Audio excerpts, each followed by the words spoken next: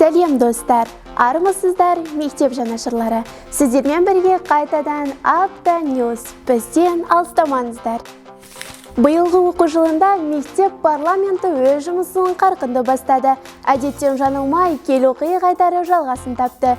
8-ші сынып оқушылары Бердібек Соқпақбаевтың «Менің атым Қожа» шығармасы желісі бойынша өз ойларымен бөлісті.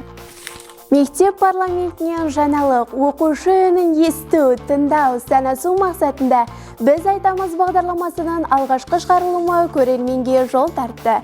Бағдарламаға жастар ресурстық орталығының және де жастар денсаулық орталығының психолог мамандары түрлі сауалдарға жауап берді. Мектебіміздің спортшылары тұран төрінен орын алған сырдың бас шаһары Қызылорда қаласын туылған күнімен құттықтау топтамасын жолдады. Туған қаламыздың жанарып жасарып, сәні мен салтанаты келіскен алдыңғы қатарлар қалалар сапына көрінуіне біз де тілектеспіз. Туған күніңмен Қызылорда.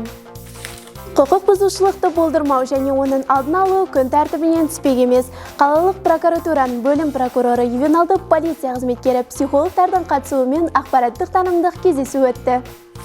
Бала тәрбиесінің негізі ол оның отбасы, яғни ата-анасы. Мектеп пен ата-ана арасындағы байланыстың бірден-бір көрінісі ол ата-аналар жиналысы десек те болады. Мектебімізде ата-аналар жиналысы ерекше форматта өтіп, тренингтермен жалғасты. Осыған орай 26 қыркүйек сағат 11:00-де болатын ата-ана қолдауы оқушы сенімі атты ашық алаң өтетінін хабарлаймыз. Апта жаңалықтары осымен тәмам. Бөлісер қуанышты хабарларымыз көп болсын. Келесі кездескенше.